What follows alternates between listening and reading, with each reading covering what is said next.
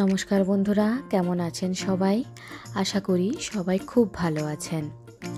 আজকের recipe left over rice Manchurian.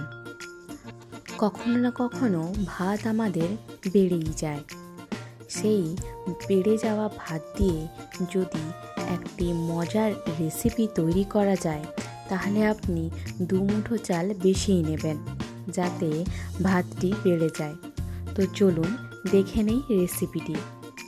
এখানে 1 বাটি মতো ভাত রয়েছে, যা মিক্সিং জারে দিয়ে একটি স্মুথ পেস্ট তৈরি করে নেব। এবার সেই পেস্টের মধ্যে যোগ করব কিছু সবজি। তো এখানে আমি কিছু সবজি ধুয়ে কেটে নিয়েছি। 2টি মিডিয়াম সাইজের পেঁয়াজ, 1টি ছোট সাইজের বাঁধাকপি, 2টি ক্যাপসিকাম, 2টি গাজর। বেটে রাখা ভাতে এবার আমরা সমস্ত কেটে রাখা সবজি যোগ করে দেব।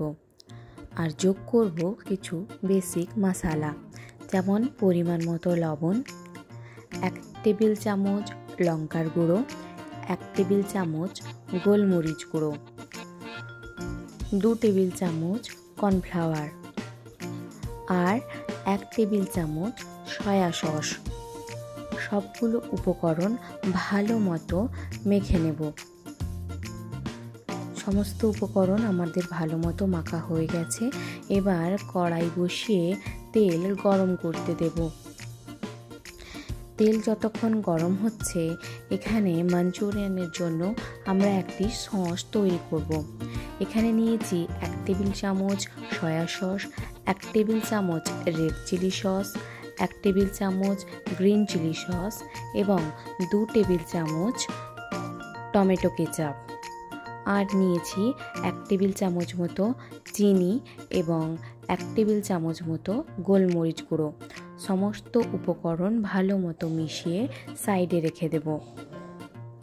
আর এখানে 1 টেবিল চামচ কর্নফ্লাওয়ার নিয়ে জল মিশিয়ে একটি পেস্ট বানিয়ে সাইডে রেখে দেব। এখানে তেল গরম হয়ে গেছে। এবার একে একে সমস্ত মাঞ্চুরিয়ানগুলো লাল করে ভেজে তুলে রাখবো।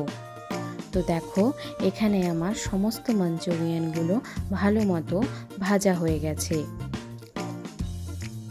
এবার আবার কড়াই বসিয়ে 2 টেবিল চামচ সাদা তেল দিয়ে 3 থেকে 4 কোয়া রসুন কুচি করে তেলে দিয়ে ভালো করে ভাজবো। রসুনটি ভাজা হয়ে গেলে কেটে রাখা পেঁয়াজ আর অল্প পরিমাণ কেটে রাখা বাঁধাকপি হাই ফ্লেমে ভাজবো। এখানে পরিমাণ মতো লবণ আমি যোগ করেছি।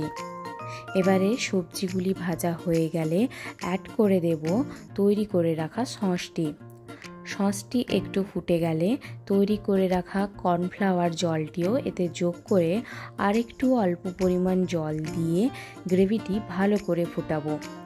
গ্রেভিটি ফুটে গেলে তৈরি করে রাখা মাঞ্চুরিয়ান সসের সঙ্গে ভালো মতো মিশিয়ে নিলেই তৈরি আমাদের লেফট ওভার রাইস মাঞ্চুরিয়ান।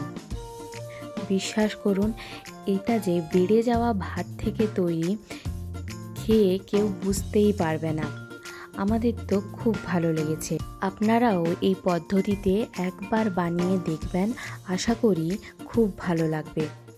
রেসিপিটি কেমন লাগলো অবশ্যই কমেন্ট করে জানাবেন।